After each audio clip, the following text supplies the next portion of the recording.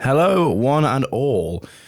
Welcome back to Chatting and Breeze. I quite like doing these little intro things. I did one in the last episode. And I think I'm going to keep doing going forward. It's nice to have a little bookend to each episode. I might even do one at the end this time. Who knows, if you're lucky. This week, big number 10, episode 10 of the podcast. How the bloody hell did we get here? Not quite sure, but we've got a very special one for you this week. I had a really wicked chat with Joe Koshin, super close friend of mine.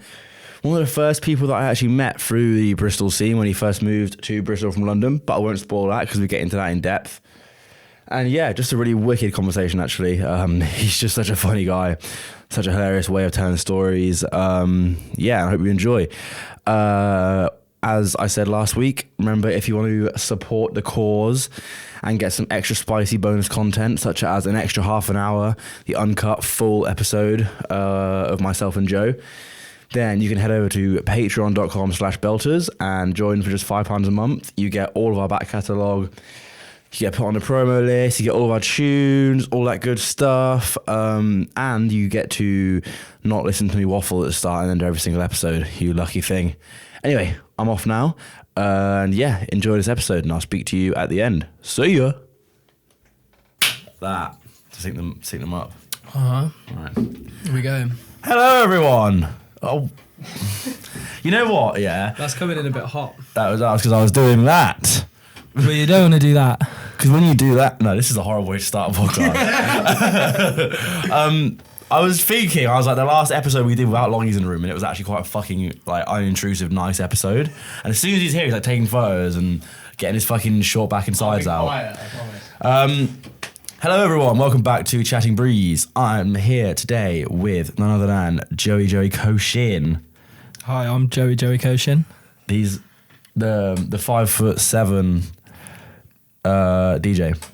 Yeah, that's how most people know me. Yeah. Anyway, Joe is, well, you obviously know who Joe is, but he's one of the first people that I met, really, I'd say, like, through the Bristol sort of underground music scene. Joe, describe yourself and your current sound. Well, that's a very tough question.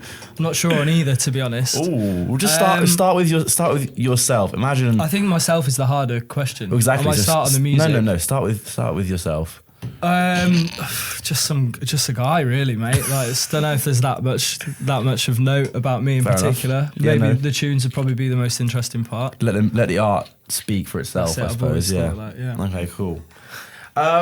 So you've gone through 1,000,001 different production styles and genres, and I guess DJing styles and all that sort of thing. Where did it all start for you? Because you've been at it for a little while. Because you're pretty fucking old, actually, if I do recall. I'm getting on. Late 20s, you might say. Yeah, DJing's a young man's game, and I'm definitely not a young man anymore, so this might be the last you ever hear of me. It all started... I've started making music a little bit before I went to uni. I was making, like, hip-hop and stuff. I think that's a pretty common story. Yeah, a lot of people start in hip-hop. Producers. I was just making hip-hop on cracked Ableton. Not very good, obviously.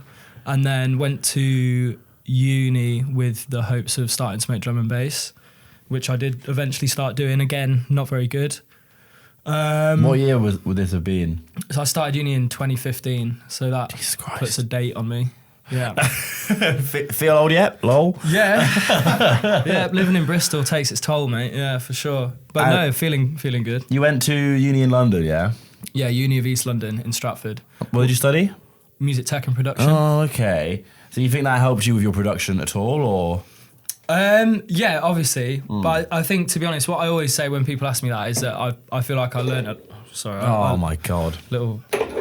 Great. Sorry. It's like a cat fiddling with a little... Yeah, get used to that sound. I feel like I learnt more from, like, my peers than I did from the course itself.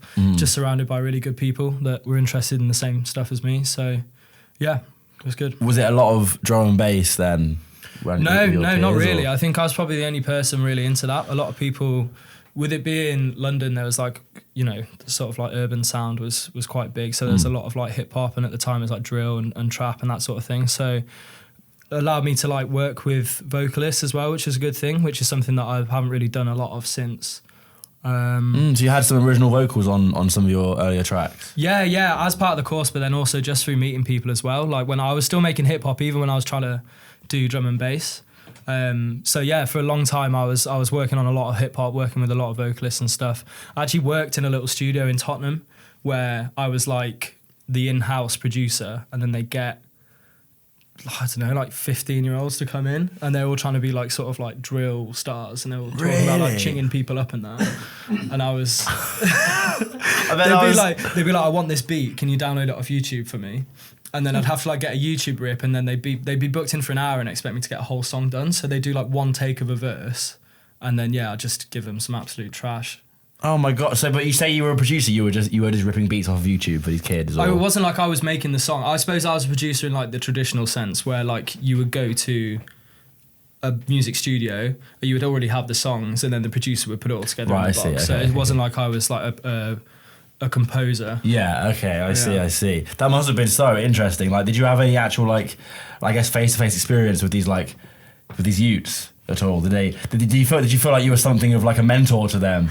You were like showing them the ropes of the music. I think that's what the guy that ran the studio, I think that's sort of what he expected of me, was to like offer a bit of guidance to them. But bearing in mind that was like my first ever job in a studio, and then I get these kids coming in, and I just didn't have any like parallels with their life, so to speak, apart from living in the same place. Like, I wasn't really able to offer much guidance to him, unfortunately. Did you get that job through the uni, or was that something you found yourself? Nah, that was my mate, Alex. I think he used to work there as well. We actually were on the same course, and then he left after the first year, and then we ended up living close together, which was fairly close to that studio as well. So he like brought me in there pretty much. Handy. And then, so, sorry, did you say that was while you were at uni? It was just alongside of it? Or? Nah, that was probably like a couple of years after I left uni that I bumped into Alex again, yeah.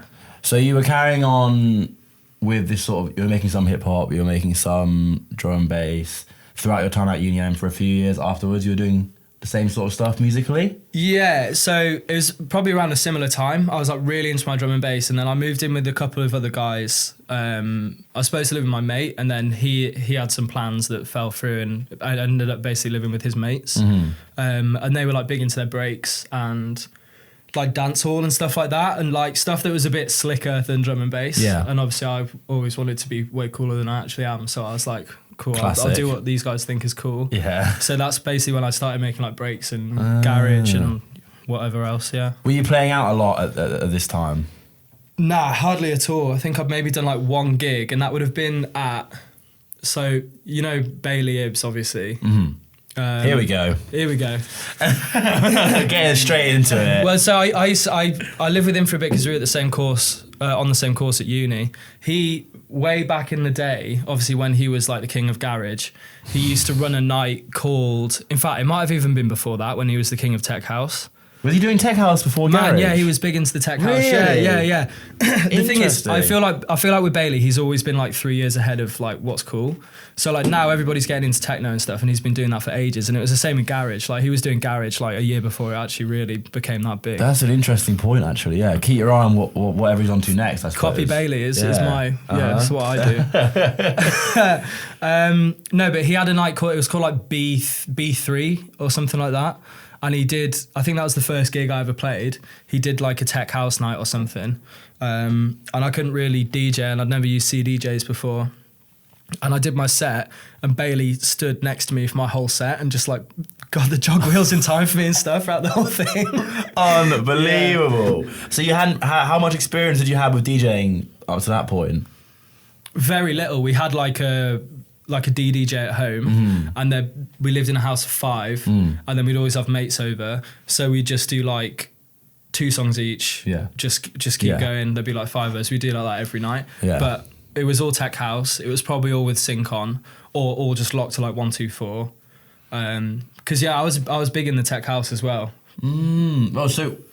So yeah, have I missed a chunk there, or was that after? Was that? I mean, I struggle to remember myself. Yeah. Like there was, it sort of blurs between. I think it went hip hop, drum and bass, a bit of tech house and drum and bass and hip hop all at the same time. And That's then, a hell of a trio. Yeah, it was a messy combo, to be honest. And then that changed gradually into like the breaks and garage and stuff. And then now I'm sort of going back to tech house. Yeah, of course. Yeah, it's funny how things go around in circles like that, isn't it? I remember you telling me once about a gig that you played where you'd have to like bring all your gear with you and bring your... Oh man, yeah, that was... it was at a pub called the Forest Gate Hotel. Mate, mad, you've reminded me of this actually.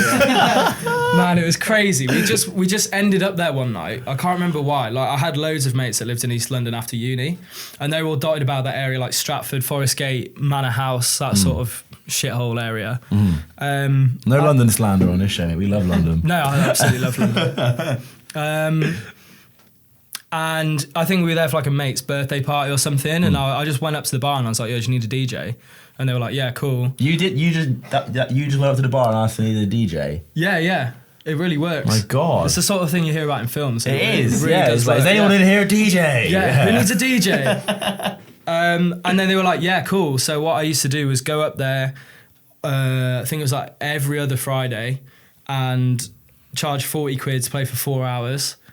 And I go there with, I had a thing at the time called Deez Loader, which was basically like SoulSeek, but it just rip MP3 straight off Deezer.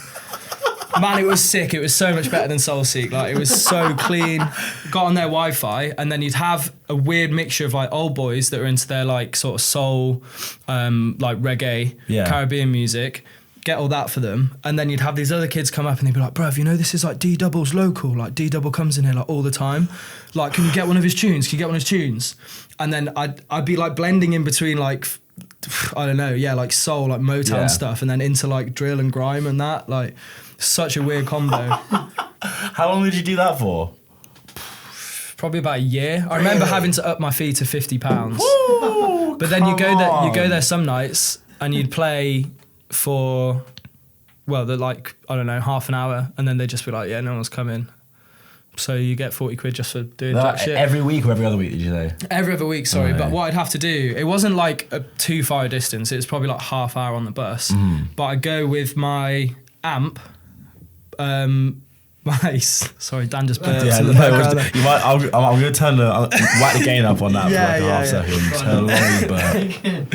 I go there with my amp, which was like big, you know, A3 size, like few inches thick, slab of metal. And then I go there with my 2 speakers. You little rockets? Nah, they're not even rockets, they're like Cambridge Audio bookshelf speakers. And they used to ramp them up so loud that they'd just be like, they'd be like, oh, can you go any louder? And you turn it up and it's, mate, I'm still using them today to produce. Of course, of course. That's why my mix down sounds so shit. Did you bring decks and things as well with you? Or? Yeah, so I'd have a Deliveroo bag. I signed up for Deliveroo and never worked a single shift from, but I still got classic. I know so many people have done that just to get a bag. It's beat so the funny. system. Got the jacket as well. It was decent. Yeah, come on. So I have my 2 speakers that fit perfectly into a Deliveroo bag. Pardon me, I'm burping now. Oh my God. It's bird seat up in there. Open the window. No, don't, because the light will fall off. If you do that. So I went there with the delivery bag, and then I'd have a bag for life, and in the bag for life I'd have my amp, and then a sheet of cardboard, and then the DDJs, so that the DDJs weren't just like rubbing on the amp and all the knobs were getting battered. And then I'd go there with both my speaker cables, which I'd have to disconnect from my amp every time, and they're the little screw ones, like the copper-ended ones, so you have to screw in when you set up. And I go with my Mac to play off Serato or Tractor, I think it was. No, it would have been Serato. And then Serato Pro or Light? Probably Light. Let's be real. 40 quid a fortnight isn't paying for Pro, is it? It's true. And then my Mac and my Mac charger and my headphones. So I was like getting on the bus on like a Friday night. I'd finish at midnight, and there'd be people going into town, and I'd be there on the bus like getting clobbered into, like thinking that all my equipment was going to break. But it's all stood the test of time. Like it all runs perfectly now to this day. What was the controller you're using? So the DDJ? Yeah, just DDJ. Yeah, I got through about 3 of them doing that job, and I was there for probably less than a year, I think. So it's so funny, isn't it? Because like you were doing all of that for 40 quid. If someone had offered you probably like 300 quid to do that same thing now, you wouldn't do it. Oh no, I'm not getting that many bookings. I'll take that. But it's just interesting, isn't it? The things you do when you start out, like you'll bend over backwards for anyone, sort of thing. Yeah, and to be fair, it was such a good experience. Having to learn to mix like multi-genre is so good for like learning your beat matching and learning like song phrasing and like there's positives to be taken from it. Did you ever meet D-Double? Did you ever come in? Never met D-Double, but I did hear talk of going in on the Friday night and everyone would be like, bruv, he was in here last night. No. But I think they were just saying it. Yeah, they were definitely gassing you. Yeah. So that was how far into when you, because obviously that wasn't your first gig, how far into sort of playing out were you when you were doing that sort of thing? I'd say that was before I ever got a proper, well, that would have been after like Bailey's gig that he put on. Right, okay. But I wouldn't have considered myself like a Well, I don't consider myself a professional DJ now, but even then I would. Well, do any of us? Speak for yourself, mate. Yeah, fair enough. But that was very early on. That was like probably maybe like a year and a half into actually first touching decks for the first time. Touching deckle. Touching deck. You know what I mean? So how over that time then, I guess, playing out to those crowds, like if you can call them crowds, like in that hotel bar, do you think that because you had to play such varied stuff, do you think it like changed your sort of styles and what you were into, which would then I guess have an effect on your production, or do you think you sort of stayed very rigid in your own tastes? That's a good question. I haven't really thought about it really.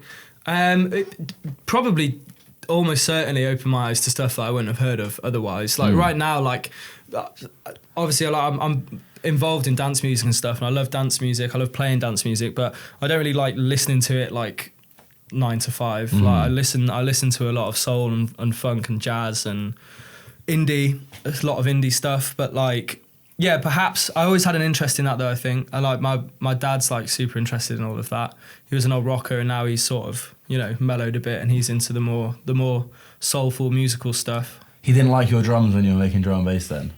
He was always pretty supportive of it, to be fair. Like he'd always have a big grin on his face whenever I played him anything, but I don't know if that was just because he was trying to fight a laugh back or something like that. Probably a bit of both, When did you okay, so I guess in my head, in your timeline, or at least for me, like a big moment for you would have been the Tempety edit, right? The drum and bass one that you made. Yeah. Next time. Yeah. When did you make that?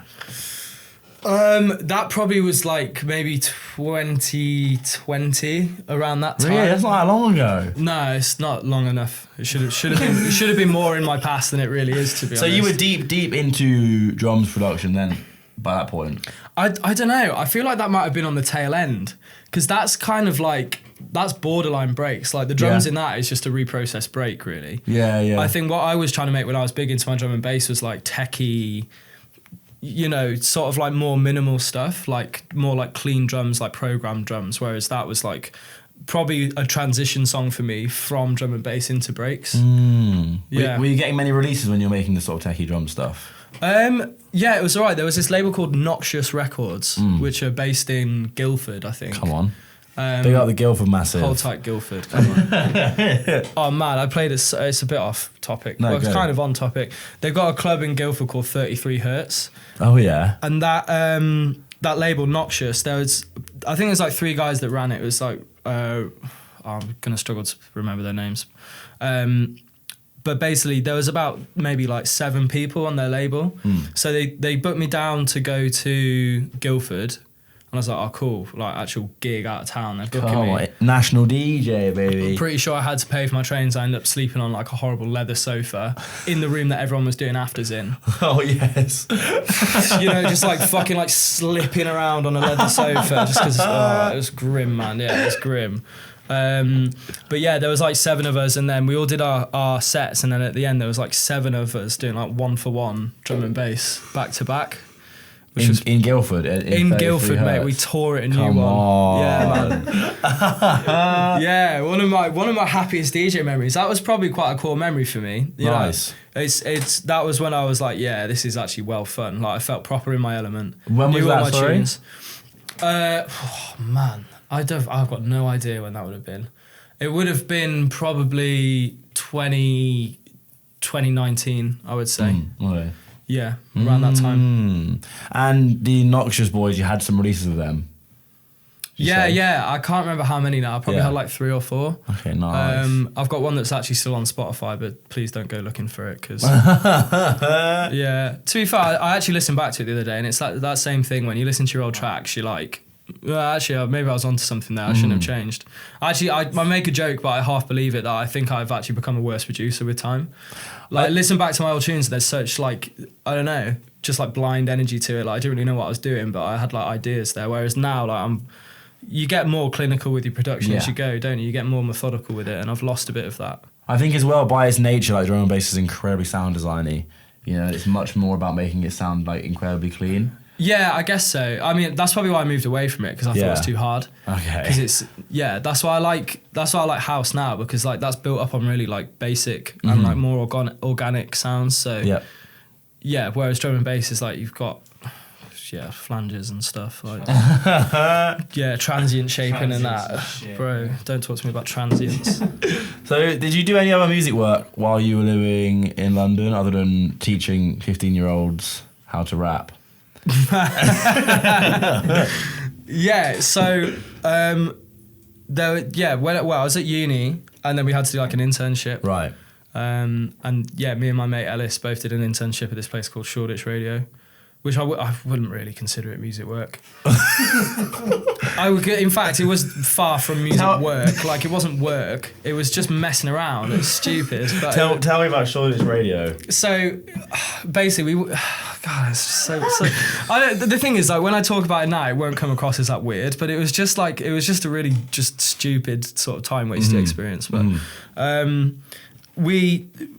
it was like last minute to get our internship sorted, and we were just looking everywhere. So we found this place, Shoreditch Radio, and we went down, and what they were looking for was like, so I don't know what they were looking for. It was an absolute shambles. Like, nothing was working there. They were running their station through like a shared office building. Like a co-working thing?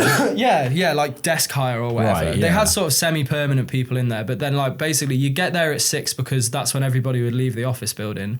And then you'd have to wait until the last person was out of the office, and then they'd wheel all the decks in to like a little small side office room, and then you do your show.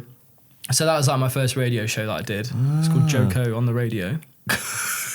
Come on. And I just play absolute drum and bass stormers, and then be like, yeah, this one's by Clinical. Are the episode's still out there somewhere? Probably. It must be. Joko on the Radio. Someone if please. anyone can dig them out for me, then I don't know how I feel about it, to be honest. But. So, were they allowed to do that in that office space? It sounds like they're sort of standing around like tapping their feet, looking at their watch, waiting for the last person to leave. Like, I don't know. I feel like if the I feel like if the people working in the office felt anything similar to me, then there was probably quite a strong air of sympathy that they felt to the guy running it. You know, it was like he'd been sponsored, and this is his little thing that he was doing, and he just didn't know what he was doing. And he got us in, and the way that he hired us, he was like, "Oh man, our social media is so bad. Everyone make an account, and let's see how many followers you can get." So we made this account. I made an account, and it's still there. And I know that you wanted me to talk about this. I'm not going to tell you what it's called, but basically we had to make this account, and they were like, how many followers can you get? So basically I made this account, and I just filled it up with like spam, horrible, like crap accounts. And I managed to get 100 followers in a day. Come on. And he was like, right, you've got the job. And then I didn't do any social media stuff. In fact, no, he was like, no, keep posting on that account, keep posting. So there's so many like trash, just nonsense posts on there. And then he just gave me a show, and it was called Joko on the Radio. I was gonna call it the Breaks and Bass Show, but he was like, there's already somebody that has that name for a show. Oh my god! So sorry, what you? So you interned there, yeah? I guess, yeah. It was an internship. How many hours a week were you working? Like 2 hours on a Thursday night or something. And you would like just that. sort of rock up and just like hang out and play your show and leave? Yeah, so it was like an internet radio. I think it might have been on DAB. I'm not sure. On DAB in a fucking co-working space? Man, he was ahead of his time, yeah. Jesus. Had to keep that aerial locked. In case one of the cleaners took it out. But it was, like I said, me and my mate Ellis, and then I go in and produce his show, basically plug all the cables in, and then the guy that ran it would actually click go live on the broadcasting software, and then we would swap over, and then he would produce my show. Not to discredit him, but obviously all the cables were already plugged in. So he would just stand in the room basically and just watch me do my show. And then we go home. It was sick. Amazing. Yeah, man, and it was funny. For your internship, you were good. Yeah, because we basically had to say what we'd learned. So, you know, it's the same as anything. You can just fill it with shit and just get a signature on it. It's fine. Like, reflecting my work ethic quite badly there. But What's Shoreditch Radio? Have you been keeping up with it recently, or? Nah, I haven't at all. I don't know what's happened to them. Yeah. I imagine probably not very much. Yeah. They might have been kicked out of that office space. Yeah. Probably in a new office space somewhere. Probably in a new shared office space, wreaking havoc, hiring interns. That is mental. Yeah. So I presume that was like in one of your last years of uni then? Second year, I think that would have been. Okay. Yeah. And then, so you graduated in 2018. 18. And what were you doing then in London for a few years? I was just working. Not much. I go to work, so I was working at William Hill, which is like a betting shop if you don't know. My audience all know exactly what William Hill is. Yeah, like a flatter, do ya?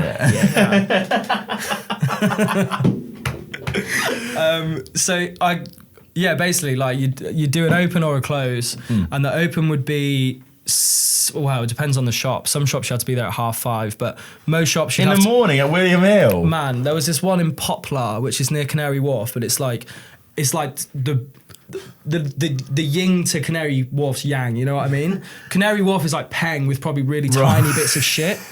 And then Poplar was massive and just full of shit. And if you look really hard, you could maybe find a Greggs in there or something. Like, you know, it wasn't much going for it at all. And I'd have to get there at 5:30. I remember I got transferred to that shop for just like 2 days. And on both days I was doing open to close. And I had to be there at 5:30 in the morning to open at 6 and then close at 10 at night. And then I'd have to get the tube home to Stratford, which took like, I don't know, half an hour, probably like an hour door to door, to be honest. And then I'd have to go back the next day and then open up again in the morning at 5:30. And then because you're like the new guy, you get all the fucking guys come in and they're trying to like try it on you and that. You know, they're trying to like scam you and stuff, like get their money back, put dodgy slips through the machine and stuff like that. And you're just constantly like just yipping at people. Well, how are some of the ways that they try to scam you? So, I got done by this guy once. This is like the biggest one that I did or got done for. This guy came in the shop and this was in Hackney, the shop in Hackney Central. And he came in and he was like, oh man, yeah, me and my mates, we do this thing. It's like a lottery thing that we do. And the way that we get our numbers is we look at the serial code on these £10 notes. And then like, if it has a double digit in it, in the serial code of the note, then the number after that we'll take as our thing. And I was like, oh, okay, cool. And he's like, oh, have you got any of those notes in the till that have that on it? Can I have a look at them, and please? I was like, yeah. Yeah, cool. And he's like, I'll give you a tenner for it. And I was like, oh, sound, yeah, he's paying me for it. Decent, I'll do that. And it was whilst we were emptying all the machines in the shop at the same time. So like the girl I was working with was like emptying like a few grand out of a machine, coming up to the counter, putting it on the counter. And obviously that was going on, so I was busy watching that happen. And then I was counting through the notes and I was holding all the notes in my hand. And then because he had this rapport with me and he was like being all chummy and that, I trusted him. Right, let's not analyse it too deeply, but you know, like he gained my trust. No, he was a good dude. He's a con artist, mate. Yeah, he got me, and he was like, oh, I'll tell you what, mate. Like, I can see you're busy. Do you want me to just count them for you? Oh, it's painful. It's painful. And I was like, oh man. Yeah. Yeah, thanks, man. I really appreciate that. Like, cheers, mate. That's sound. That's saving me the job. And then I don't know what he did, some just trickery, but he was like, look, mate, there you go. That's all your money back. And I was like, yeah, that makes perfect sense. And he's like, these are my ones, yeah? Look, that's all good, yeah? You think that's all good? And I was like, yeah, that looks fine. And then he was like, see you later, mate. I was like, mate, have a sound evening. I hope you win on the lottery, mate. Like, have a fucking blinder, yeah? Have a good one. And then my colleague comes over with the last like box of money from the machines and I count up the till and it's like 500 quid short. And I'm like, Oh. Nah, it wouldn't have been him that did that. Surely not. Surely it wasn't him. He's a nice guy. And then I had to call my boss, and he was just like, Joe, like, what are you playing at? Like, yeah, but the reason that I was talking about William Hill in the first place is because what I used to do in the mornings is go into William Hill, and you just get all the regulars come in, and you get quite chummy with them, so they don't really give a shit, you know, the sort of service that you give them, because they're basically your mates anyway. Yeah. Like. So I go there with my laptop, and I'd open my laptop on top of the fridge that was like next to the desk, and I'd just sit there. There was a fridge next to the desk. Mate, I could get to the fridge without having to move. Come on, absolute. It was cracking, man. Yeah, you'd have your little can of Coke in there. It's good, man. Come on. William Hill treats you real good. Yeah, yeah. Everybody go get a job there. Yeah. It was the best job I ever had. They're not scumbags. No, not at all, not at all. But yeah, I just used to bring my laptop and then just basically work on tunes and that like all day, whilst taking bets and stuff like that. Really? So no wonder I got distracted and conned. No shit. Yeah. Did you make any bangers in William Hill? Yeah, I did make some bangers in William Hill, to be fair, but I don't know if any of them are out. But yeah, I remember making some tunes and being like so into it that people would miss their bets. Like the race would be going off and I'd have the headphones on, and then people would be like, "Mate, you made me miss my bet and the dog won." And then I'd be like, "Oh, sorry. Mate. This bangs though." So. It doesn't seem like the most like creatively stimulating place in the world though, if I'm being completely honest. I think that's maybe what it was. I was very miserable at that time. Yeah. I wasn't very happy in my life in general. Shit job, shit, whatever else. And yeah, that was a bit of escapism for me, if we're gonna get like that about it. Yeah, I guess we are now. Yeah. The London scene at that point, were you very much involved in any of that? Or? Nah, I never was. Like London scene, I always found very like cliquey. Like, the reason I wanted to go to London so bad, firstly, I was just like, when I was younger, I used to go there a bit to see family, and I just thought it was the sickest place ever. Getting on the tube and that, seeing just mad crackheads and that about, it was just stimulating place to be. Yeah. Very, very exciting place. So I went to London partially because of that, and also because I was like, oh well, I'm gonna be a famous DJ, I'm gonna make it. So I'm gonna go to London. That's where everybody makes it. You know, if you're gonna make it, you got to be in the capital city, right? Right. So I went there, and then I was like, it's massive. Yeah. I don't know anyone. Everyone I do know is like an hour away on the train. So you just end up not really doing much, and you're always skint, and everything costs loads of money there, and everybody's already got their thing that's been established for a while, and I didn't really have the initiative, I suppose, to like do my own thing or confidence. So yeah, I always struggled a bit in London, to be fair. Like I had a great time there, definitely some good memories, but also like as soon as I came to Bristol, I was like, man, I don't really see myself going back to London in a hurry. Yeah. When did you make that decision to move to Bristol? So again, that was that mate Alex who brought me into that weird trap studio. Right, yeah. He lived around the corner from me when I was living in Clapton. And yeah, like we got on well first year of uni, and then like I said, he left and went to a different uni. And then yeah, met again, hanging out loads, got on really well. And then he was like, our tenancies ran out at the same time, more or less. So we were looking for a place in London, and then he fancied Bristol, and I was like, yeah, I've kind of I've scuppered myself here. I'm stuck with him. So no, not at all, not at all. I'm really, really grateful that I moved here with him. I had a great time with him whilst he was still in Bristol. But yeah, I just sort of made the leap of faith really, and then came here, and I'm really glad I did. I had my reservations about it. I didn't really know anything about the city. I thought it was just full of crusties, which obviously it is. Yeah.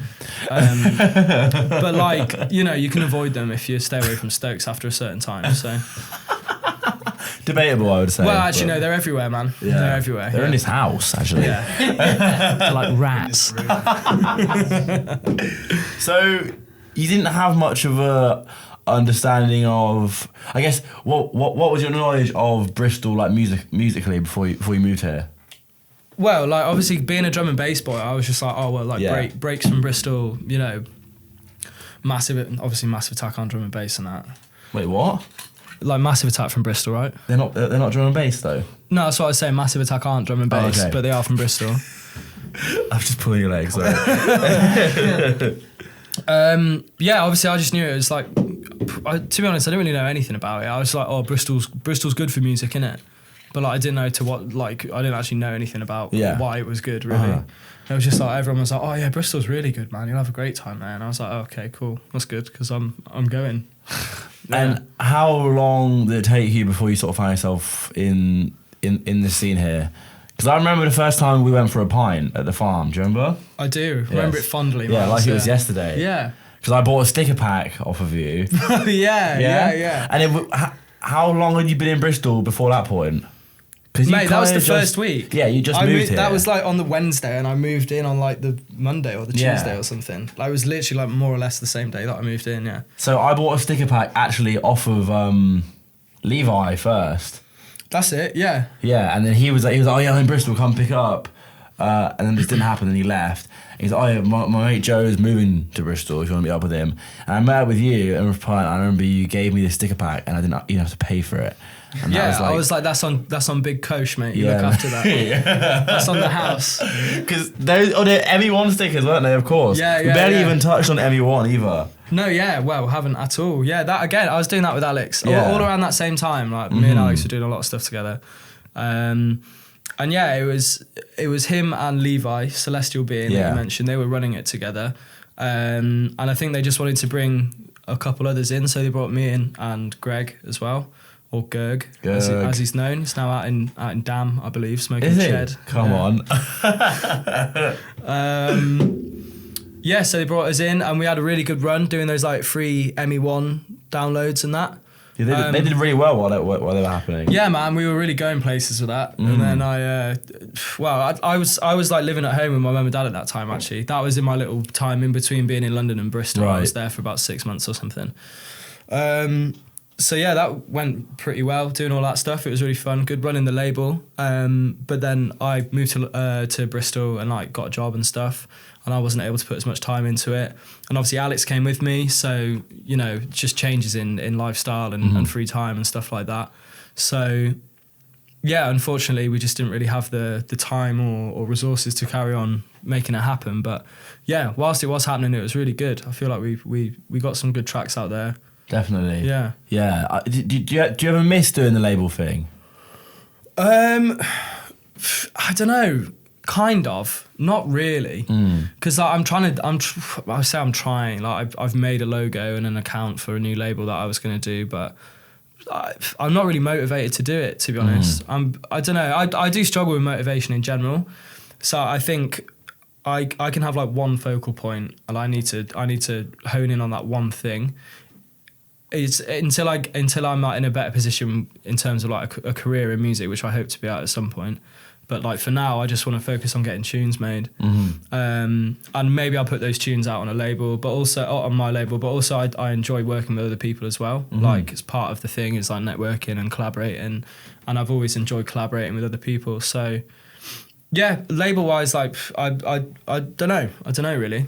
I could take it or leave it. I suppose it can be seen as like a good vessel to like release your own music, but if you are like you see, if you have a network around you already, there's almost not really like a need for that. If you have other places to release your stuff. Yeah, I mean the only thing about doing my own label is that it'd just be nice to get a bit of bank. Like, just get a bit. I'll tell you now, mate, there's no money in releasing music. That's for fucking sure. Nah, true, but like, there's literally no money in any of the music I've ever released. Literally no money at all. So at least if I'm running a label, then Have you not been paid for any releases before?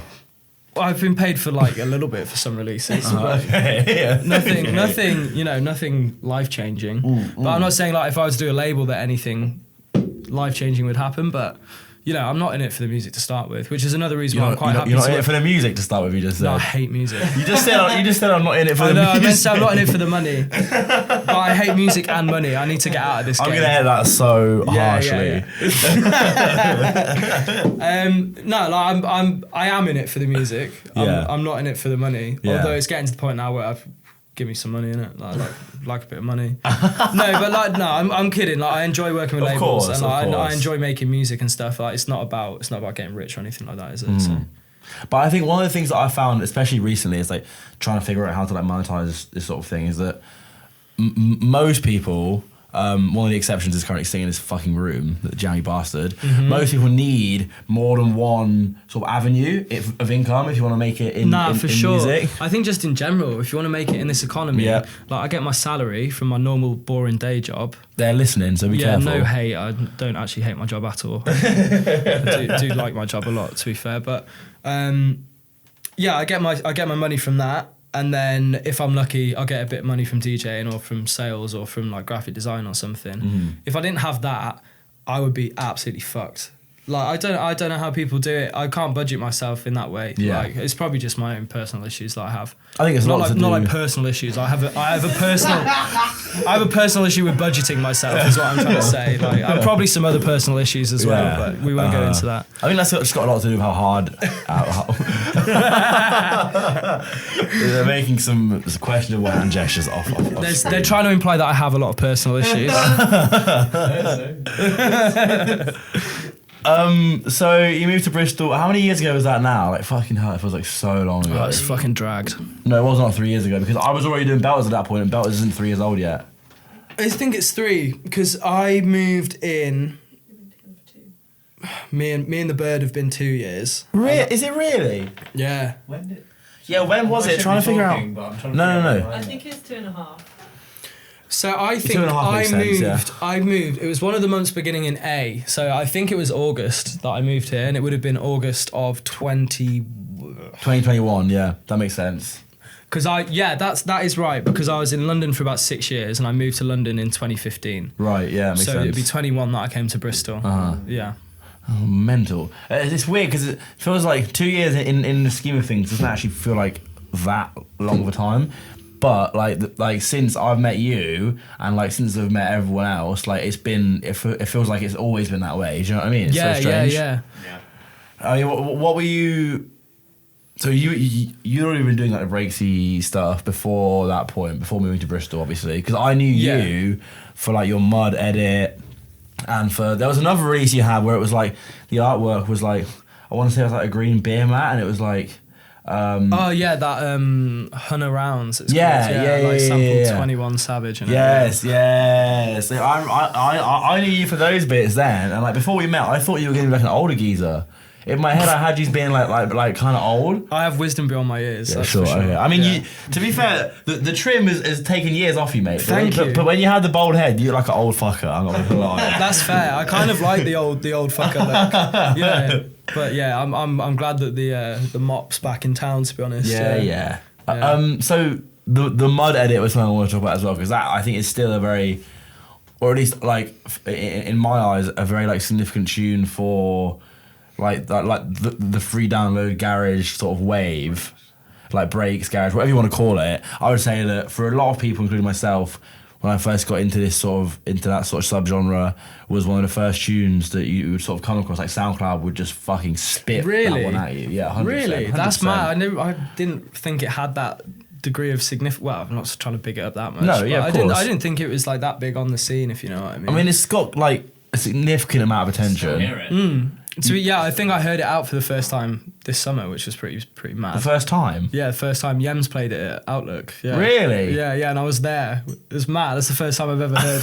I think that's the first time I've ever heard one of my tunes played out in the wild. And it was a Mud edit. It was a Mud edit about 5 years later at Outlook. Yeah. When did you make that tune? It wouldn't have been 5 years ago. Well, actually, it probably was at least 4 years ago. Yeah, that was when I was in like sort of Hackney, Clapton area in London. So I think that was like the year before I moved to Bristol. So yeah. And when you moved to Bristol, what were some of the tunes? Did you release anything around that time, just so I could sort of benchmark it like sonically in my head for what you were putting out? I guess you had. I think it was still. Sorry, the release you had on ME1. Yeah, that's what I was gonna say. It would have been my ME1 stuff. Yeah, and maybe that 100 rounds tune would have been around that time. Yeah, it was just ME1 stuff basically. I was just doing that. That was sort of the tail end of it. I think we had a few releases like lined up for that. Might have had one on it myself. But yeah, like I said, that sort of fizzled unfortunately. So, and then I probably had a little hiatus, and then I think. I can't remember when my Shall Not Fade release or Time Is Now release was. I can't remember if that was before or after I moved to Bristol. No, that was definitely while you were in Bristol. It was, 100% yeah. that was while you were in Bristol, yeah. That was like about a year into Bristol, I'm pretty sure. I think I actually made those tunes. Yes, whilst because was I still had in those London. tunes for ages. Yeah. Yeah, I think I made them before I moved and then maybe got them signed just before I moved or something like that. Yeah, that might be right. You know what, now I'm thinking about it, I'm pretty sure you moved here in April, not August, because we had that entire summer. We had a little summer of love, didn't That's we? right. Yeah, we did. We'd be hanging out like every single day, like morning to evening. Like I was losing friends because of it, because I wasn't seeing them enough. No, man, we ruined each other's life. Yeah, it no, was great, literally. wasn't it? Yeah. We would just like go to yours in your office and just like the office, which is now Dan's bedroom. yes, Yeah. and just mix on your Tractors. yeah your S4s, Mark 2s. Mark Mark whatever, 2s, mate. yeah. Don't forget the Mark 2. And oh my god, those were the Man, days, they man. were sick, weren't they? They'd be like, because I didn't have a job, I think, at the time, or maybe I just got a job. And if I think I was on like UC, so I was doing like 3 days a week. I'd do like Monday, Tuesday, Friday, Wednesday, Thursday. Be like, yo, what you saying, babe? Come round to mine, and we'll make sweet music. It was great, man. That's how I met you both. Yeah, I think because I'm trying to remember Yeah, you when... came round to an afters in your bedroom. Yeah, that I was try to it. remember when that was, when you got looped into it. This is Longies, by the way, off camera, obviously. Easy. I can't remember when, like sort of, it must have been that summer, right? It was definitely some It point was during it was summer. that summer because I played in Leeds as my first gig outside of Bristol. Yeah. And that was I met Slip, and then I met you through Slip because we went to the Beacon to watch Little Sims. That was it, when you were on Was it Little Sims? I always forget who it Little was. Sims. But we didn't even stay for her to come on. Watched it. Yeah. We Yeah. just went back on a blend. We did, and like there was so many people in that room. Yeah. It's quite Nank. Bare Was that people when that I Nanka was, probably- when Nanka was spitting, wasn't he? I think I was spitting. You was. Oh, mate, no, Joe's got bars, I got though. bars there still. Like, Joe's got I got bars, mate. Oh my god. Get 2 lagers in me, mate, and watch me You're go. just going off, man. Yeah. No, it's funny you mentioned Slip. Like first time I met Slip, again, it's in what is now Dan's bedroom. Basically, when we moved in, we had nothing. Like me and Alex had nothing apart from the decks weren't even ours either. It's like we'd moved in with our mate Greg and Levi, actually, the ME1 guys, and I think Greg brought his decks down. So like nothing. When I say nothing, I mean nothing. There was no cutlery, there was no furniture. We had like 2 crates, and we considered this a moving in party. We got the 2 CDJs and put them on the crates, and then Crate? What sort of crates? I was, it was good height for DJ, and I don't Okay. know, there was like boxes or something. Alright. I'm not really sure. Yeah. Kallax maybe we brought a Kallax with us. Okay. And we just sat at the decks in that room, and we just shelled it in that room like all night, and then we'd just like sit on the floor and chat, and then it was like a little crack den. It was actually pretty like pretty Moving depraved. Empire, yeah? Yeah, and that was when I first met Slip, and Slip came round to meet like me, Levi, and all that. In this like empty house. And we were like, yo, what you saying? We're chilling through here, and everyone was just like sat on the floor, like. I'm surprised you didn't run for the hills then, bro, to be honest. Mate, that was it. That was love at first sight with Slip. Never looked back. I remember, like the lack of furniture you actually had in that house. I remember, like, because, when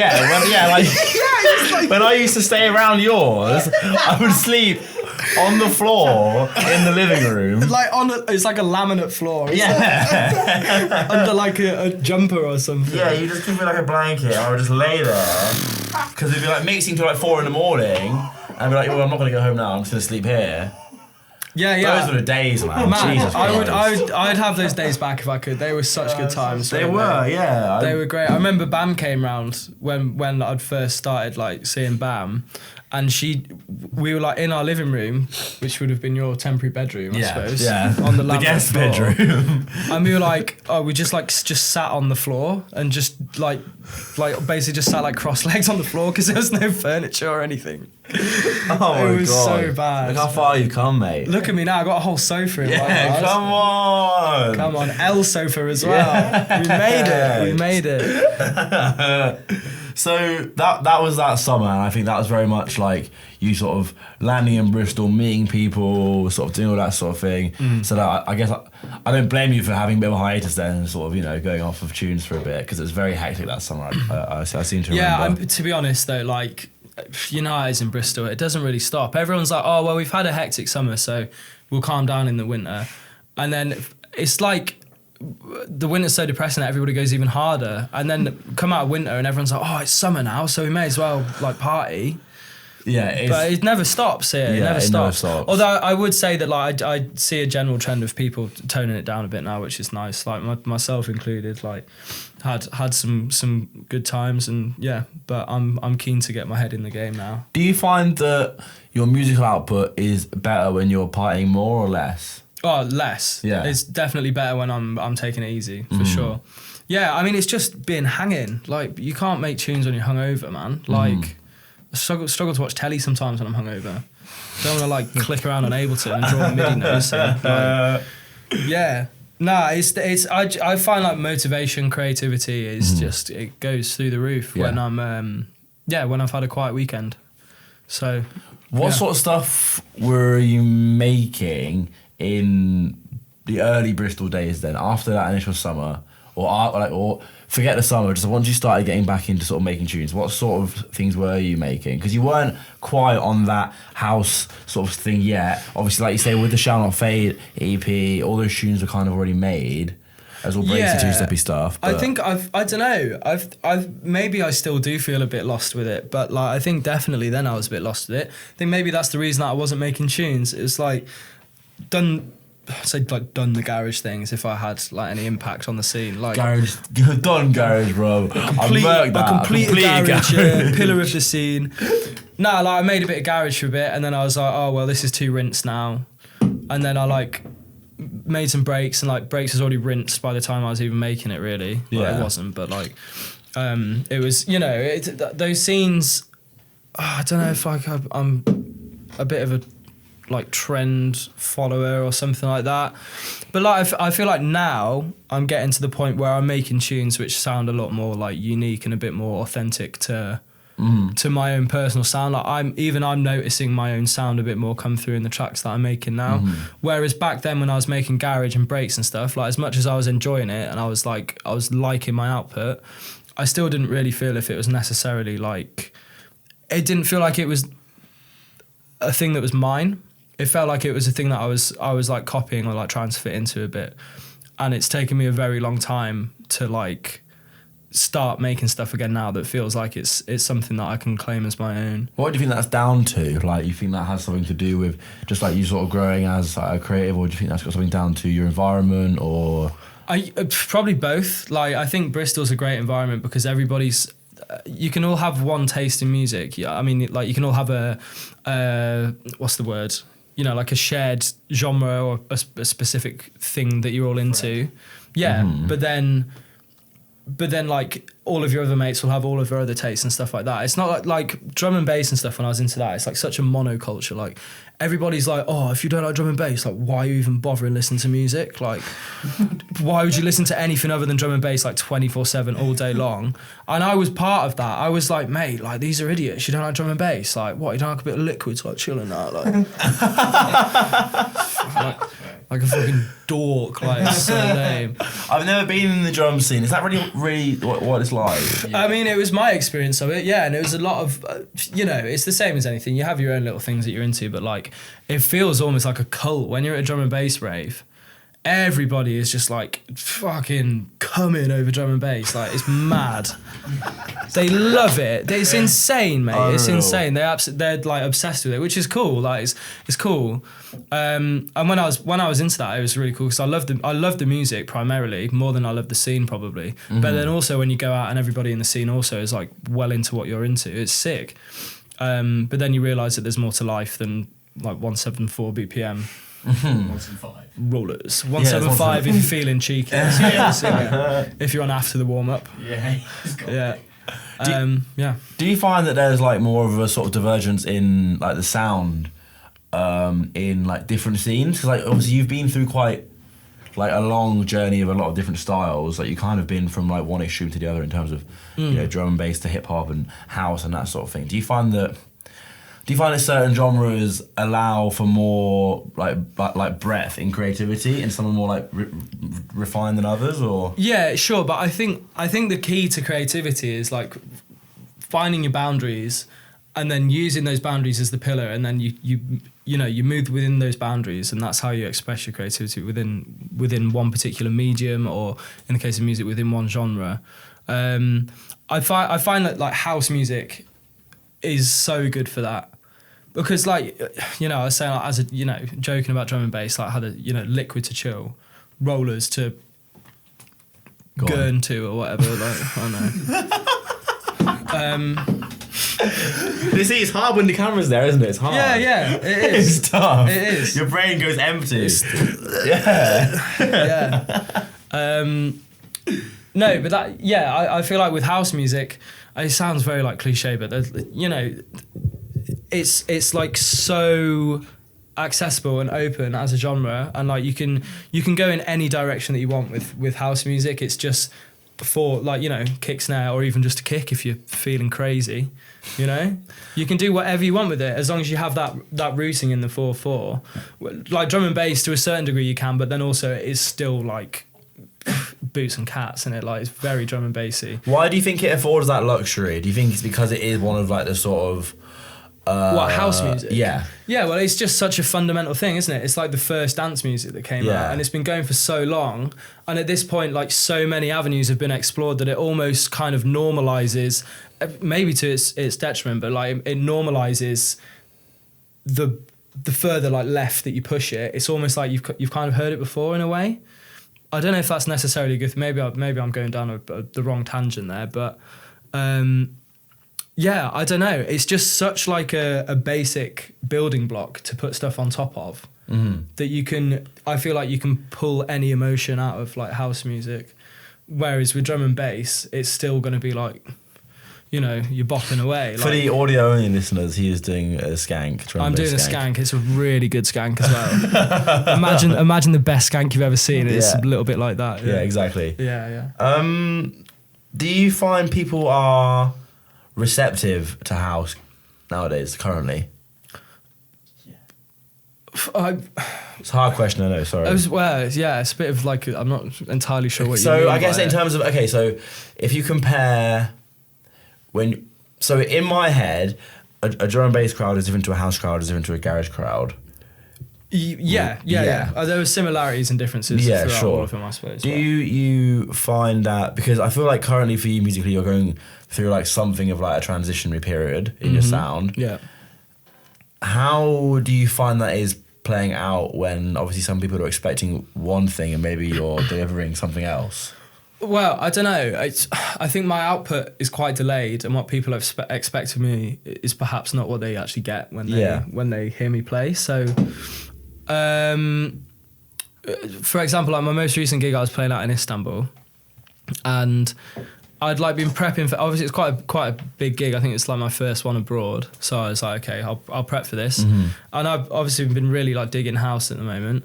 So I was like, cool, I'll try and make them a set which sort of, I can drip feed them a bit of the stuff that I'm into at the moment, but also give them stuff that they want to hear as well. But it was definitely edged a lot more towards like a slow burn of a set, it'd be like sort of more chilled, maybe even start with some like deep house and bits like that, and then build it up into something more energetic. But the guy that went on before me just absolutely shelled it, and I was like, there's no way I'm getting away with that. Isn't that the worst? Because it's like, on the one hand, it's like obviously completely fair enough, like do your thing. I would tell anyone, play your fucking set, don't worry about the person after you. But if you are the person after them, it would just always be like, oh fuck, like I've got the task now of bringing it back. Yeah, but like I don't want to be so, I could have been like, oh well, I want to play this, so can you like take it easy? But then like, I don't want to be all like precious about it. Of course. The thing is, at the end of the day, I played a banging set. Like I feel like I made it work. Do you want to open those crisps? Yeah, just open them, bruv. Thank you. Longy's opening his what's it? Are they what's it? Popcorn. Popcorn. Oh, I can't see the packet from here. Oh, chuck us one. Come on, yeah, sort us out. What's he got? Sweet. I got a little pile of popcorn on the table. Right. Go on. Shit. Let's get the camera anyway. That's what. Yeah. It's not an episode of the podcast without long use on the camera. Such an attention seeker. Yeah, but basically with that set, like obviously I had to play. Didn't have to play, but I ended up deciding to play like a lot harder. I can't remember what I opened with, but I was like a Hugo Massian tune, sort of like kind of low key garage. But yeah, like I was playing my set and I was like, yeah, cool, I'm playing the harder stuff. But then like when it came to me playing, like I played some like proggy stuff, like Spray, you know, that kind of like proggy housey bits. Yeah. And whenever I played that as well, like the crowd was super receptive to it, like really enjoyed it. So yeah, it's, you know, it's quite assuring knowing that. Sorry, popcorn like all in my throat then. It's good to know that like I don't know, I'm not the most self-assured person probably, so like getting that positive feedback like just gives me a bit more confidence as a DJ, and knowing that like if they've booked me to play, then they're probably going to want to hear what I have to play to them, so like, you know. Ha ha ha, well that was fun, wasn't it? For fuck's sake. Hope you enjoyed listening to episode 10 of Chatting Breeze, the cut/shortened version. If you want to catch the final half an hour of mine and Joe's conversation, head over to patreon.com/belters and join the Belters Club for £5 a month to support the show. Obviously, I noticed it looks incredibly low quality and sounds incredibly low quality and is incredibly low quality, but it takes a lot of time for me to put this pile of crap together. So if you're enjoying, you want to support, go ahead and join. Be much appreciated. And you also get all of our tunes for free as part of joining. Our latest EP is already up there, which at the time of recording this is not even out yet or hasn't even been announced yet. So you lucky things. And yeah, I don't think I have much else to say other than see you next week. Thank you for listening. Goodbye.